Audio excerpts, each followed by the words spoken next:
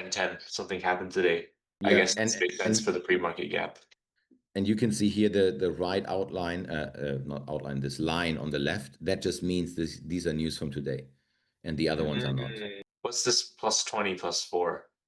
That means that the news that you see are actually not just revolving only around that ticker. So if you click on that plus, you can see all the other news articles, all the other tickers that have been mentioned in the same article.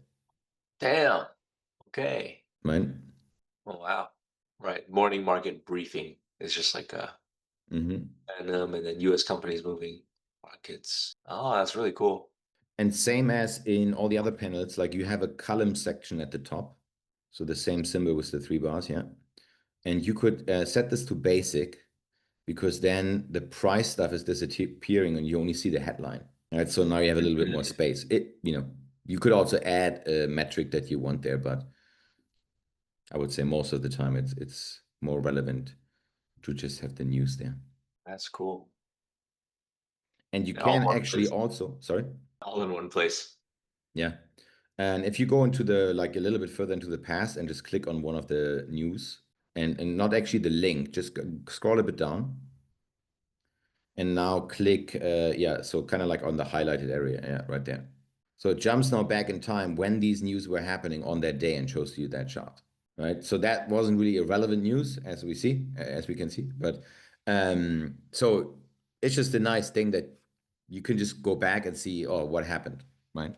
That is really, really cool. Yeah. So for example, if there was uh like some big news, earnings call. Yeah, and you could actually search for that, right? So you could write in here.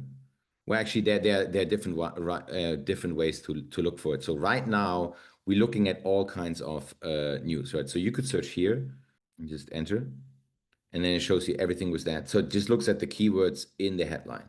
But you could also say, I mean, some people only do earning plays, right? Earnings plays. So you Right. could also go into that megaphone, and then you could say, turn off the news up here. So just turn this one off, and then go down there in that category below, yeah, there, and then you could turn everything off but earnings. Oh, nice. Nice. Right? So that would be another way of doing it. And obviously, if there's some news about projected earnings, then you would miss that because that comes from the news. But you know, it's just different ways to skin the cat. It's cool. So what's the purpose of for news, like being able to filter specific Yeah, I sources? mean, I would probably never turn off different news sources, but if you go into topics at the top, Back. yeah. So we have, and actually, yeah, why can we not click on topics? I actually have to think for a moment. This was something that happened to me before. Oh yeah, of course.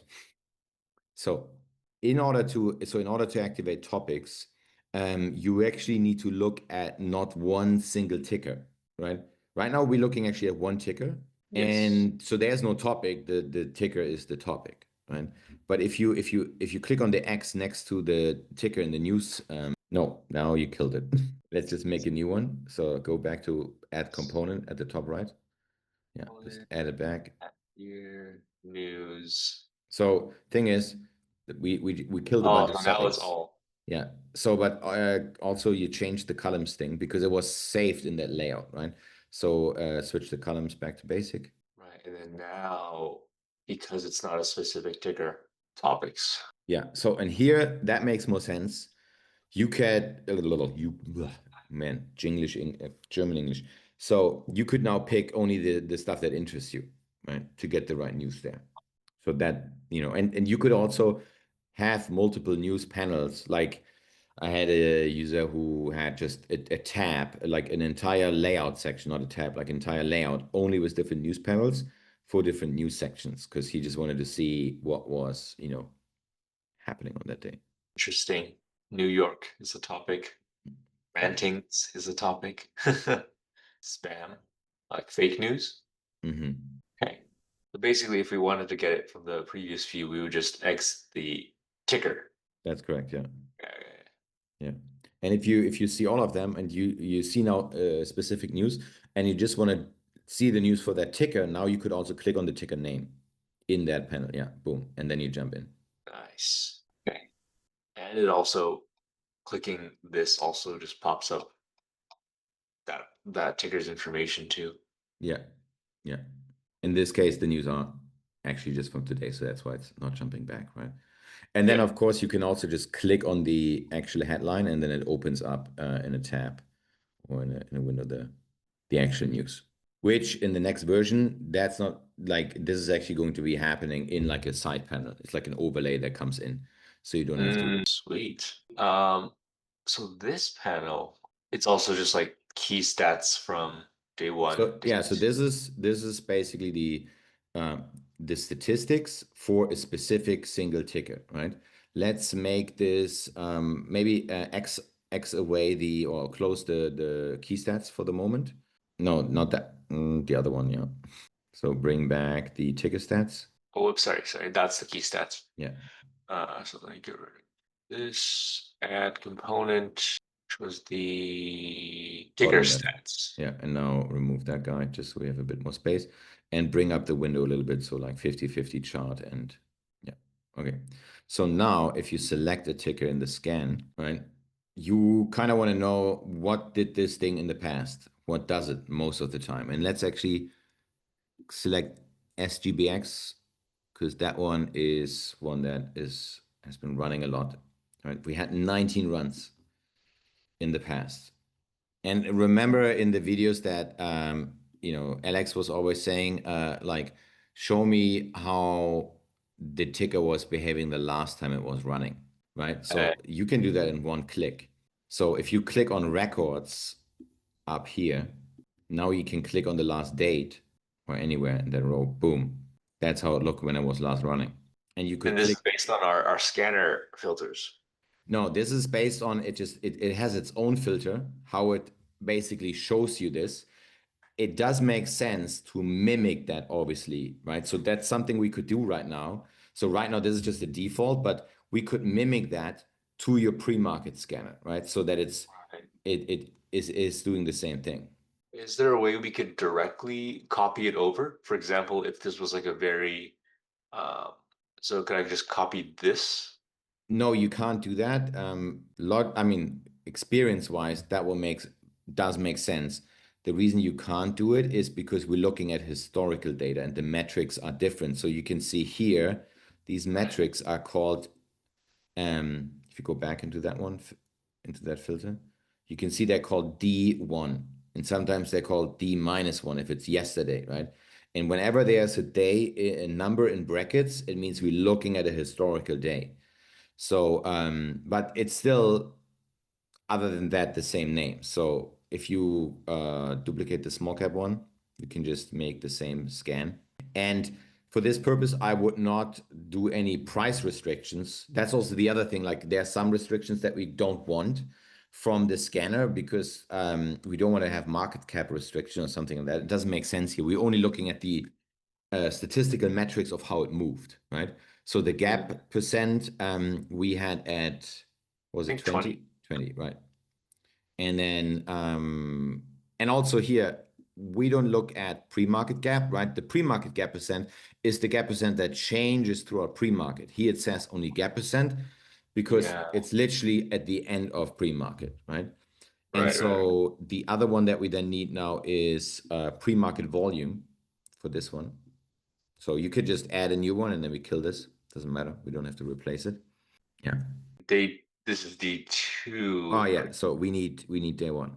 So just look again for So let me just replace this pre-market and you can volume. actually also click here on the day one metrics and then we'll only show you that one, but you have it there already, right? So now you just need to link it with the volume that you had in your scan.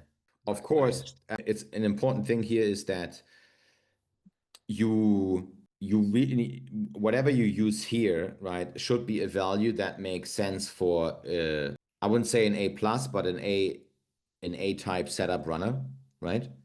So that means because if you have in your scan something like only 100K because you want to see something early, right? If a ticker makes only 100K in pre-market, you might not really want to trade it later, right? So from that perspective, what you use here in the filter for the ticker stats, you should pick something that is something you would want to trade. That's what I'm saying. Does it make sense? Yes, yes. Yeah, okay. So yeah, and so here in the records, you basically saw all the ones that are basically potential setups, right? And if you go back to the stats, right? Now you see the average stats of what the tickers always do. So the records are literally just the list. You could go to the charts, and here you get the statistics in one place, right? Um, if you are once before I go into the stats, right now the chart is still yellow. If you click on a ticker in the scan, it will jump to today because the scan is also set to today. There you go, right? Yeah. So that's a way to reset that, one way. But now we have in the current stats, we have here day one and we have day two. So if you are a day one trader and not a day two, then it doesn't really matter, right? Day two would be just something like low hanging fruit or whatever, right? Something like that. Yeah. Okay, so on day one, you can see for SGBX, it gaps on average 70%, right? Today, it gapped pre-market gap 71%. There you go, bam. So it's pretty much spot on to the statistics of what it normally does, right? It's showing you an average. You could also change this to a median or whatnot, but let's not go in that this is a very powerful window which can do a lot of stuff. But Uh, what you can do is you can kick out a lot of metrics if you would not want them, right? That's possible. But let's not even go into that. There's a lot of stuff to customize. But it shows you other things. Like for example, high of the day on average is 10:15 for this ticker, right? For this specific ticker. It just helps you to judge when does this normally explode, when does it normally fade, right? And if you would trade a day two play, then you obviously need to select something that happens on day one, right? So this goes back yeah. to the idea of the filter then needs to collect based off the day one, right? So a big runner on day one. And if you're day two trader, you would look at these metrics for day two, but your filter would be more based off what happened the day before because you're trading the continuation day. Make sense? But this one would be, Yeah. yeah. So here you can see if you go back to the filters, here everything is based on day one, right? Which is correct. If you trade a day two play, you just want to make sure that okay, if I trade my day two setup, what in my day two setup needs to happen before on that day, right? Yeah. So that's just all I'm saying that this needs to select, appropriately to your setup. Right now, we're just looking at a pre-market gapper, right? And that's fine. So we don't care much about day two. Just wanted to clarify that. Yeah. Yeah, and then you can see here in the stats, like there's a bunch of stuff. So we have here count, right? So we can see that this thing was according to your personal pre-market criterias, it was running 11 times, right? And then it had the 70% gap. And we can also see that it actually has almost like a 50-50 in terms of closing below the open, right? You can see here close is smaller than the open and it's at Mm. 55, right? So not really a ticker for all day faders, Yeah. Yeah. right? That's not too good. And then you can see here the high spike below, right? We can see that on average it goes up 34% and the low spike is minus 19. And this means that if from the open, right, how high does it go? And from the open, how low does it go? Mm. Right? That's pretty accurate. I think the low of the day, on average, it happens at 11:50. Today it Mm. was 12:05. Well, I don't know if that So is like far. sometimes if you see strong wicks, you remember like, always at around 8 a.m. we get like the crazy faulty wicks that Yeah. coming Yeah. in trade zero or DAS, right? And so if you just switch the time frame or just refresh the window, sometimes it's a faulty wick. Oh, Yeah, okay. So it's just you got to be, a bit cautious with that. is that a faulty wick? It's Go five back to minutes. the 5 minute. Yeah, so this is what, 580. If it stays now, then it's, yeah, see, there you go. Oh, okay, interesting. Yeah.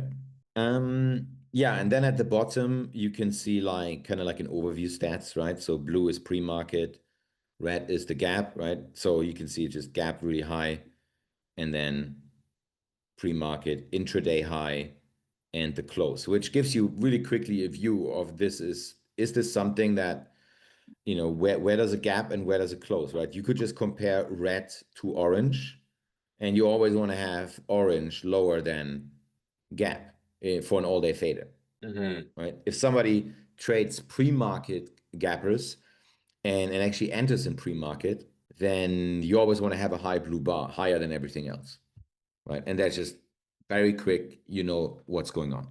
Nice. I see this one shows like six entries here for these dates. Is there a way to also get this in a larger consolidated view?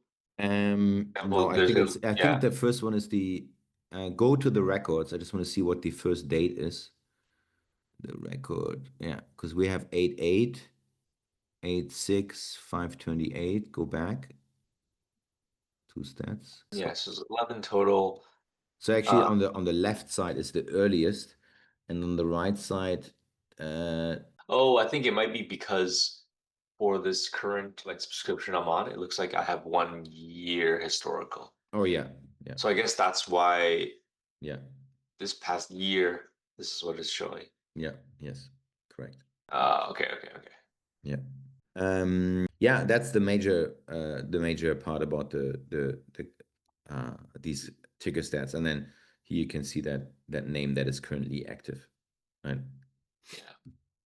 So it's just important to note that if you would trade also a day two setup, where you would want to see the day two stats according to what happens on that day one that you would trade, right? You need to adjust the filters. You could all, of course, make two windows. One is dedicated to day one, the other one to day two. It's just, it really depends. Like if somebody trades pre-market gappers, then that might need its own window. If somebody trades intraday movers that then turn to be a day two, then you might only need one window for that, right? So then, because you have the day one and day two starts in there, but it really depends on how many different setups you trade. Yeah, this panel is a ton of information. Wow. Yeah, and so in the just I think that's for like another day because you could just spend an hour on that panel. Just click on this guy here. Yeah. And then you can see you can actually customize all of the metrics, right? You could, I think maybe this is also in the pro subscription, but if you click on duplicate, let's see what it's saying. Yeah, so you need the other one. But what you could do is that you kick out all the stats that you don't want, right? And you could make something, you could even define all these conditions, like give me the count of any of all the moves where it made intraday, that amount of volume, that amount of gap, right, according to your strategy. So you could just tailor that window to your strategy. So you see only the stats and the ones that are relevant. And you can also make Mhm. expressions. So we haven't, expressions are another big topic, but you could make your own metrics and then show them in here and generate stats from that. Oh, Right. wow. And basically, you can just validate like the win rate and stuff using this one tool. Yeah. Like, I mean, if you have something back tested in Excel or whatnot, and you know when X happens, then Y, right? There it depends how complex it is, but a lot of it you can build in here and just Mhm. see it when you click on the ticket. Nice. Yeah, it's pretty intuitive. Like it's there's a lot of power and customizability, but overall, like it's pretty user friendly, honestly. Yeah, I mean, there's still things to, improve. Like, I mean, in the new version, for example, like when you were like, oh, I want to drag the window around or I want to create that tickets, that's Hmm. again, and you can also then replace a chart, like a panel by a different one. So you don't have to make a new one, drag it around, yada yada yada. So there's going to be some quality of life stuff coming.